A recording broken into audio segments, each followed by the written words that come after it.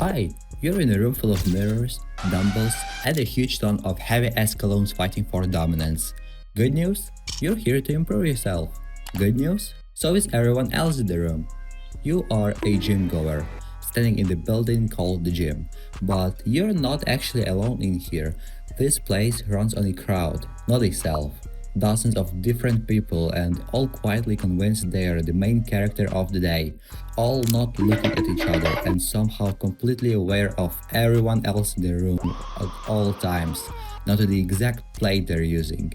These people come in every shape, size, and a relationship with personal space. But strip away the sweat, chalk dust, and the guy who still has his socks on during the sauna. That's actually disgusting, don't do that. And they sort in 10 distinct types. Consider this your field guide and try not to make eye contact with number 3. He'll take it as a challenge. Quick tour of the habit at first. There is the bench press, which everyone needs and nobody wants to share, and there is the wall of mirrors. There is the pull-up bar, mounted at a height clearly decided by someone who has never once used it. Okay, tour over. Let's meet the locals, counting down from 10. Number 10. The New Year Ghost. Every January 1st, this person appears out of nowhere, fully equipped with every supplement that there is, and convinced this is the year everything changes. But around the third week of January they are gone. But where do they go? Nobody's sure, but some say they are still paying the membership fee out of guilt. For a few glorious weeks though, they occupy every bench and a crazy amount of your personal patience. Number 9. The Filmer. Shows up with a tripod, ring light, and a no real plan to lift anything heavy. She'll spend 4 minutes adjusting an angle for a set that lasts 11 seconds. She's working out for an algorithm that has never once acknowledged her existence. Does anyone actually watch her videos? Unclear. Does she care? Also unclear. But what is clear is that you have a 12-second unpaid appearance in a stranger's log. You will never see her posting something normal. Only thing she posts are thirst trap videos for guys. Number 8. The Time Efficient.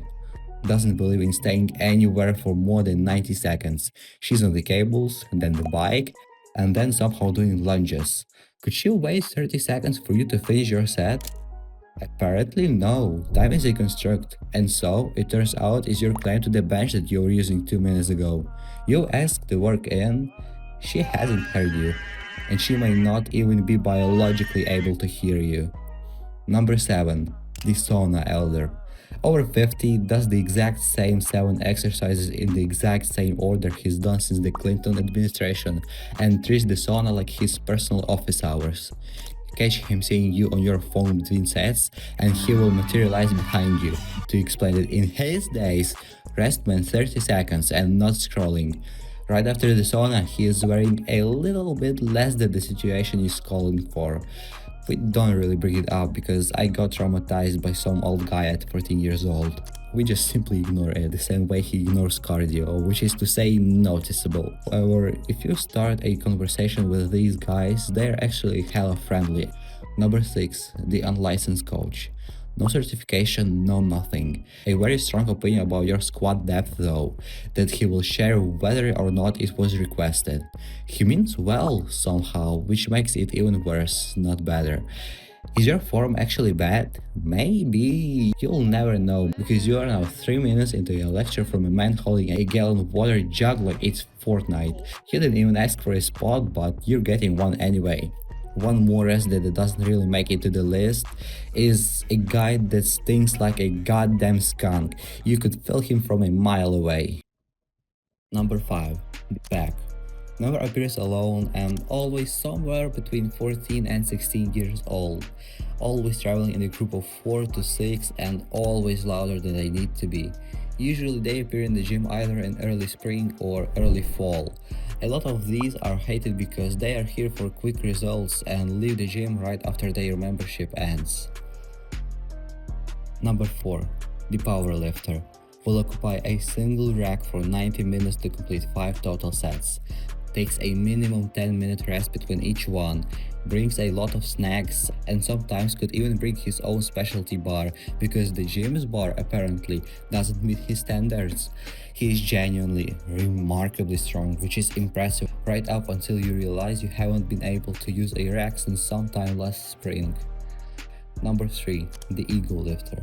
Blows up the bar like it personally wronged him, drops it from shoulder height and calls a 2-inch range of motion a full rep.